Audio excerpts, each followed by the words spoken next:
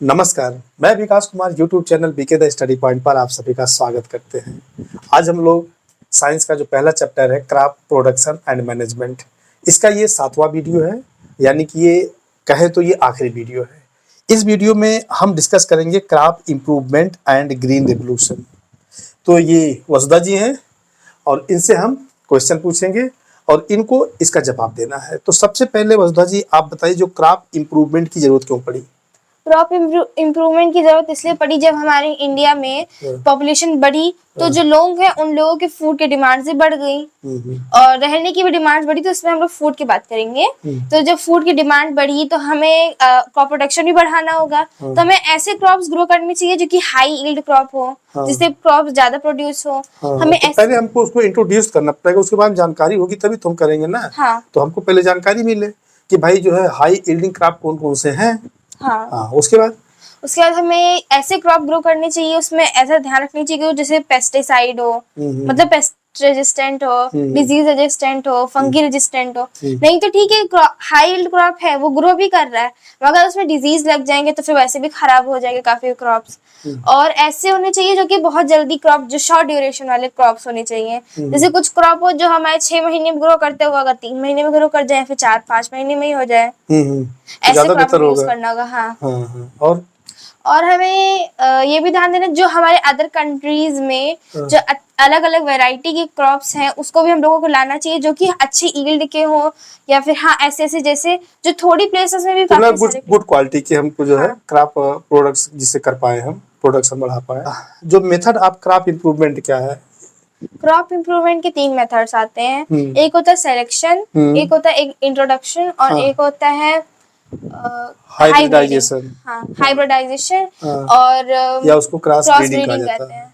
तो सबसे पहले सिलेक्शन की बात करें तो सिलेक्शन क्या चीज होता है, कैसे सिलेक्शन? जो हम लोगों ने सोइंग वाले वीडियो में भी देखा था कि हम लोग सीड्स की सिलेक्शन करते हैं, तो अच्छी सीड सिलेक्शन करते हैं। वैसे हमें ऐसे सीड सेलेक्ट करनी चाहिए जो कि हाई यील्ड सीड हो और वो पेस्ट रेजिस्टेंट हो, किसी भी टाइप से उसमें डिजीज ना हो। और हमें ये भी कोशिश करनी चाहिए कि कहीं ऐसे अलग अलग वैरायटी के अच्छी क्वालिटी के सीड भी उसमें यूज करें।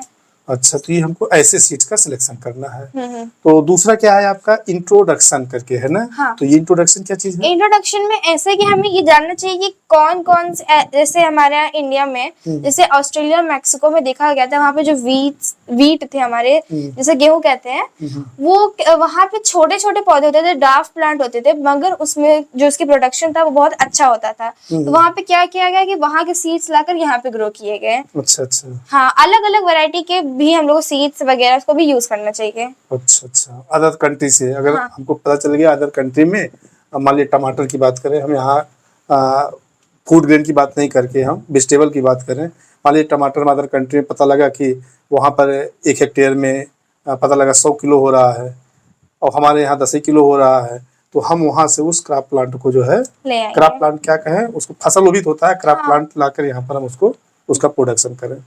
तो भाई परिचित होगा तभी उसको इंट्रोड्यूस होंगे तभी तो करेंगे। तो इसका मतलब ये इंट्रोडक्शन हो गया। और जो आपका तीसरा है हाइब्रिडाइजेशन या क्रॉस ब्रीडिंग, ये क्या चीज होती है? इसमें हाइब्रिडाइजेशन और क्रॉस ब्रीडिंग ये थोड़ा सा इम्पोर्टेंट, थोड़ा समझने वाली चीज है। इसमें ये होता है कि जैसे हमारे पास टमाटर, हम लोग एग्जाम्पल में ले लेते हैं। एक टमाटर जो रहेगा, टमाटर तो एक ही रहेगा पर उसकी वेराइटीज अलग रहती हैं। कोई होते हैं छोटे साइज में होते हैं मगर रस भरे होते हैं, रस भरे भी होते हैं। कभी कभी होता है कि एक टमाटर ये है, एक टमाटर मान लीजिए ये है कि नहीं? आप एक समझने की बात कर रहे हैं। जैसे टमाटर ये, एक टमाटर ये है, ये इस टमाटर में बहुत ज्यादा ब्रांचेस निकलती हैं, बहुत ज्यादा फल आते हैं, लेकिन छोटे छोटे होते हैं। इसमें पता लगा कम फल आते हैं, लेकिन जो फल होते हैं बहुत बड़े बड़े होते हैं। तो अगर इस दोनों में क्रॉस ब्रीडिंग करा दिया जाए और इससे हाइब्रिड जो सीड्स तैयार हो, उससे पता लगा कि ज्यादा शाखाएं भी हों और बड़े बड़े टमाटर हो, तो प्रोडक्शन अपने यहाँ बढ़ जाएगा। भाई पता लगा 1 किलो में यहाँ पे 20 टमाटर हम रखते थे और यहाँ पर 1 किलो में खाली 3 टमाटर रख रहे हैं, 1 किलो बराबर हो जा रहा है। तो अगर ये हम इसका क्रॉस ब्रीडिंग करा देंगे तो पता लगा कि बहुत ज्यादा एक पेड़ में हो जा रहा है, बड़े बड़े भी हो रहे हैं, काफी पैदावार ज्यादा हो जा रही है, तो इसे क्रॉस ब्रीडिंग कहा जाता है। तो क्रॉस ब्रीडिंग कैसे की जाती है ये हमको बताइए। क्रॉस ब्रीडिंग में तो जैसे हम लोग टमाटर का एग्जांपल लिए थे, अलग अलग प्लांट ये सब होता है, ढेर सारे होते हैं, छोटे छोटे होते हैं, लेकिन उसमें कम होते हैं, बड़े बड़े होते हैं। 2 वैरायटी के हमारे पास टमाटर के पौधे हो गए हैं। जब उसे फ्लावरिंग होती है तो सबसे पहले किसी भी एक टाइप के प्लांट के जो फ्लावर्स होते हैं उसके एंथर जो होते हैं उसको हटा दिया जाता है। चलिए मान लीजिए हम इसके एंथर को हटा देते हैं, इसमें से एंथर को हमने रिमूव कर दिया, ठीक है। और जो दूसरे प्लांट है उसका एंथर इसके स्टिग्मा में डाल दिया जाएगा, मतलब जैसे इसमें पोलन को, हाँ सॉरी, इसके एंथर के पोलन को इसके स्टिग्मा पे डाल देंगे। तो इससे ये होगा कि इसके जो क्वालिटी है और उसकी क्वालिटी दोनों मिल जाएगी, यानी कि वो एक ऐसा प्लांट रहेगा जिसमें बड़े बड़े टमाटर भी होंगे और बहुत ढेर सारे होंगे। ऐसे थोड़ा थोड़ा करते करते तब जाके अच्छा हाइब्रिड जो सीड है भी कह सकते हैं हमारा वेजिटेबल वो बनता है। इनका ठीक ये कहने का मतलब है, जिसमें हो सकता है कि समझा पाऊं तो समझ लीजिए, ये कह रहे हैं कि दो वेराइटी के मान लीजिए प्लांट हैं और उसमें हाइब्रिडाइजेशन करना है या हम कहें क्रॉस ब्रीडिंग करना है। तो क्रॉस ब्रीडिंग करने में क्या होता है, ये टमाटर इसमें फ्लावर लगेंगे, फूल होंगे, इसमें भी फूल लगेंगे एकदम। तो लेकिन फूल में दो चीज होता है, एक मेल एक फीमेल। तो इसमें जो पोलन होता है ये मेल पार्ट होता है, तो पोलन को निकाल दिया जाएगा, ठीक है, सॉरी उसके एंथर को इसमें से जो है एंथर को हटा दिया जाएगा। और जो स्टिग्मा होता है इस स्टिग्मा के ऊपर एक पॉलीथीन रख दीजिए, इसलिए रख दीजिए कहीं ऐसा ना हो कि इसके एंथर का पोलन इस पे गिर जाए, तो इसको हटा देंगे। और उसके बाद दूसरे जो वेराइटी का जो प्लांट है इसके फ्लावर से एंथर से पोलन को ले जाके इसके स्टिग्मा जिसको हिंदी में वर्तिका कहा जाता है उसके ऊपर डाल देंगे, तो उसमें क्रॉस ब्रीडिंग हो जाएगी। और क्रॉस ब्रीडिंग होने के बाद जो इसमें फल आएगा वो बेहतर फल होगा। तो इस प्रकार बार बार करने से दो प्लांट के बीच में हम कहें या दो वेराइटी के प्लांट के बीच में जब क्रॉस ब्रीडिंग होती है तो जो बीज बनता है वही उसी को हाइब्रिड कहा जाता है, हाइब्रिडाइजेशन कहा जाता है। तो इससे जो भी सीड्स तैयार होंगे वो जो भी फसल देगा फिर वो गुड क्वालिटी की फसल देगा और ज्यादा मात्रा में देगा। तो यही है ना। हाँ। तो आगे हमको थोड़ा ये बताइए, हम बात कर रहे थे यहाँ पर ग्रीन रेवोल्यूशन और दोनों बात किए थे ना, तो यहाँ पर ये ग्रीन रेवोल्यूशन क्या चीज है? ग्रीन रेवोल्यूशन एक रेवोल्यूशन जो कि चलाया गया था 1980 में ये आया था। 1960 में से 1980 तक चला था ग्रीन रेवोल्यूशन। और इसके जो है जहां तक मुझे पता है एम एस स्वामीनाथन जी हैं जो इसको अदर कंट्री से लेके यहाँ पर आए थे, क्योंकि उनको ये पता था कि भाई अदर कंट्री में जैसे ऑस्ट्रेलिया हुआ, मैक्सिको हुआ, मतलब और भी सारे कंट्री में घूमे थे और उनको पता चला कि भाई उनके यहाँ 1 हेक्टेयर में बहुत ज्यादा मात्रा में गेहूं पैदा होती है अपेक्षाकृत हमारे यहाँ से, क्योंकि हमारे यहाँ कम होता था। तो इनका बहुत बड़ा श्रेय गया था। तो अब आप बताइए ग्रीन रेवोल्यूशन के बारे में। ग्रीन रेवोल्यूशन आया किस लिए था? जब पहले ग्रीन रेवोल्यूशन के पहले हमारे इंडिया में इतना कम क्या कहते क्रॉप प्रोडक्शन होता था, इतना कम होता था कि जो अपने लिए भी कोई मतलब खाने के लिए भी नहीं कर पाता था। मगर जब ग्रीन रेवोल्यूशन आया उसमें क्या हुआ, ग्रीन रेवोल्यूशन को हिंदी में कहते हैं हरित क्रांति ना। हरित क्रांति एक बहुत बड़ी क्रांति हुई थी, लेकिन हरित क्रांति होता विशेष रूप से किसके ऊपर?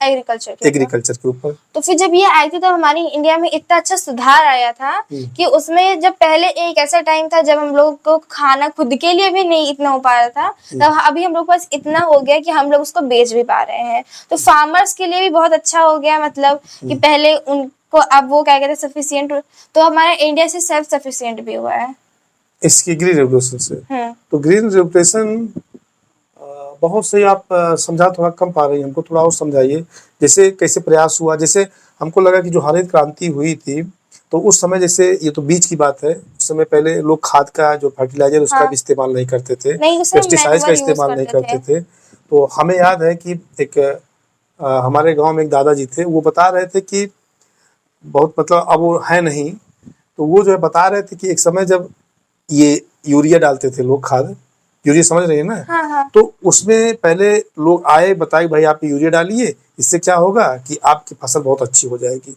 तो लोग उनको भगा दे रहे थे, इसलिए कि ये पूरा खेत खराब करने के लिए प्लान बना रहे हैं कि जिससे आप लोग खेत खराब हो जाए और आप लोग फिर जो है गुलाम बन जाइए।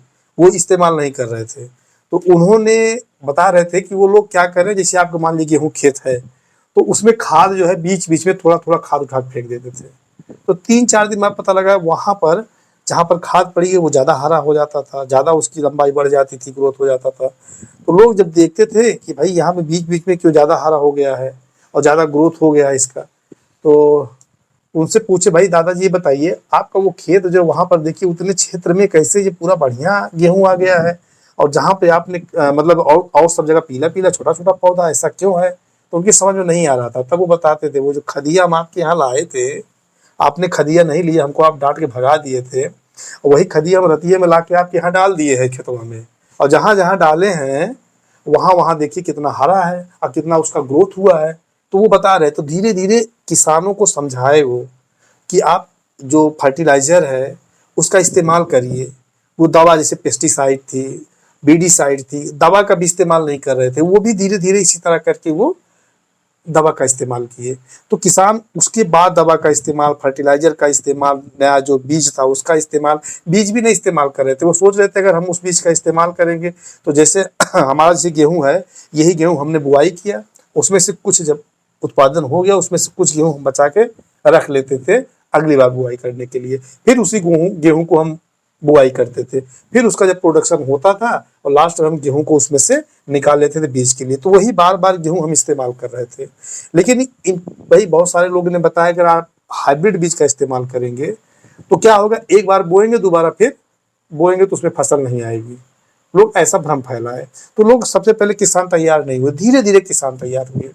तो ये जो ग्रीन रेवोल्यूशन हमारे यहाँ सफल हुआ है, सफल होने का एक आदमी के ऊपर श्रेय नहीं है, बल्कि इसका श्रेय जो हमारे वैज्ञानिक हैं, हमारे जो साइंटिस्ट हैं उनके ऊपर हुआ। मतलब उनके प्रयास से, हमारी जो सरकारी जो गवर्नमेंट एजेंसियां हैं इन्होंने बहुत प्रयास किया, इसके कारण हुआ।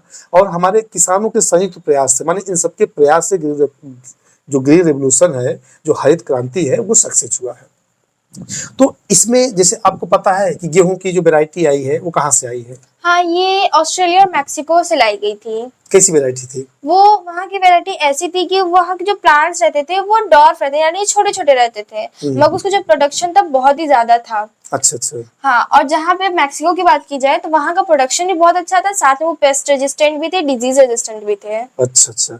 तो इसके अलावा भी हमारे साइंटिस्ट ने भी तो यहाँ हाँ, के भी यहाँ के लोगों ने क्या किया था, उसमें थोड़ा क्रॉस ब्रीडिंग करके उसका मतलब साइज और बड़ा, जैसे वो डॉर्फ थे, ये थोड़ा सा उसको बड़ा प्लांट कर दिया गया। हमारे साइंटिस्ट जैसे मक्का के ऊपर रिसर्च किए, गन्ने के ऊपर किए, है कि नहीं, मक्का के ऊपर हुआ, जो बाजरा होता है उसके ऊपर, ज्वार के ऊपर, और बहुत सारे जो वेजिटेबल्स हैं, सब्जियां, इनके ऊपर भी हमारे साइंटिस्टों ने अच्छे अच्छे बीज को इजाफा किया है।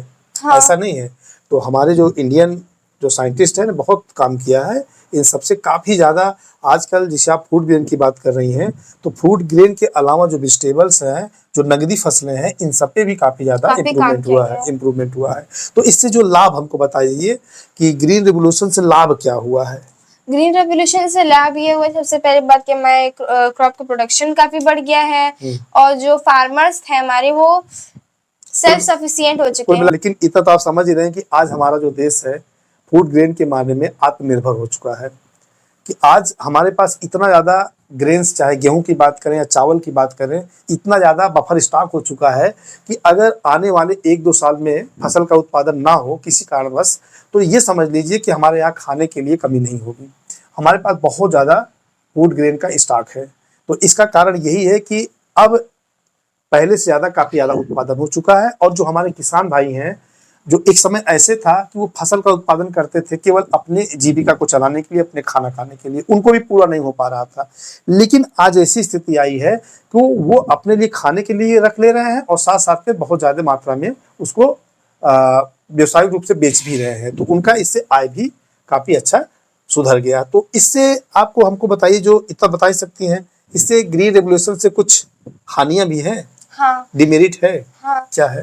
जो हम लोग ज्यादा फर्टिलाइजर, पेस्टिसाइड्स या केमिकल्स यूज करते हैं तो हमारा जो सॉइल होता है उसकी केमिस्ट्री चेंज होती है, यानी कि जो सॉइल रहता है उसकी फर्टिलिटी बिल्कुल खत्म हो जाती है। और वो इस हद तक खत्म हो जाती है कि जब हम उसे चाहे जितना भी फर्टिलाइजर्स में डाल दें, उसे मतलब उसके अंदर फर्टिलिटी वापस नहीं आती है। तो इसलिए हम लोगों को फर्टिलाइजर, पेस्टिसाइड्स ये सब भी ज्यादा यूज नहीं करना चाहिए। अच्छा। और अगर ज्यादा यूज करते हैं तो हमारा जो ग्राउंड वाटर जिसका हम लोग पानी वगैरह पीते हैं, जिसका हम लोग यूज करते हैं, वो भी बहुत ज्यादा पॉल्यूट हो जाता है। वो मतलब सॉल्टी हो जाता है, और वो बहुत ज्यादा पॉइजनस भी हो सकता है। और हमारे सॉइल भी क्या कहते हैं, पॉल्यूट बहुत ज्यादा हो जाती है इससे। इसके अलावा तालाब पानी में जाता है, जैसे पेस्टिसाइड जाता है, वहाँ की जो मछलियाँ होती हैं, मतलब जो जलीय जीव होते हैं, वो भी नुकसान करते हैं। तो यही सारी चीजें नुकसानदायक होती है। और जो सॉइल में माइक्रो ऑर्गेनिजम्स होते हैं जो कि जो हमारे प्लांट्स को, जैसे राइजोबियम होता है जो कि एटमॉस्फेयर से नाइट्रोजन को प्रोवाइड कराते हैं, तो उनकी भी डेथ हो जाए, मतलब उनको मार दिया जाता है, मर जाते हैं इसमें। मतलब ये सारी डिमेरिट है। तो बस इसमें इतना ही। ये वीडियो आपको कैसे लगा आप कमेंट करके बताएं, और जिन लोगों ने अभी तक हमारे चैनल को सब्सक्राइब नहीं किया है वो सब्सक्राइब करना ना भूलें। हाँ, लेकिन इसके पहले आपको ये भी बता दें कि जो हमारा अगला वीडियो होगा वो माइक्रो ऑर्गेनिज्म होगा। माइक्रो ऑर्गेनिज्म मतलब सूक्ष्म जीव, माइक्रो ऑर्गेनिज्म को माइक्रोब्स भी कहा जाता है। तो वो हम उसमें इनसे डिस्कस करेंगे, अच्छे से डिस्कस होगी और आप उसको जरूर वीडियो देखिएगा। धन्यवाद।